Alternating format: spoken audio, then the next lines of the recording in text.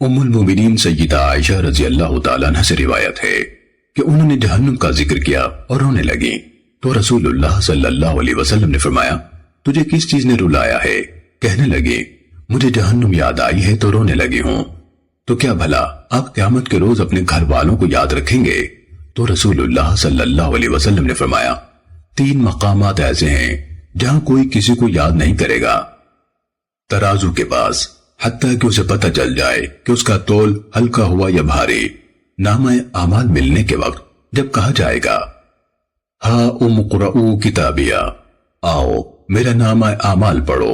حتیٰ کہ جان لے کہ اس کا نامہ اعمال اس کے دائیں ہاتھ میں آتا ہے یا بائیں میں یا کمر کے پیچھے سے، اور تیسرا مقام پل صراط ہے جب اسے جہنم پر عین وسط میں ٹکایا جائے گا۔ یعقوب نے ان یونس کے الفاظ سے روایت کی اور یہ حدیث اسی کے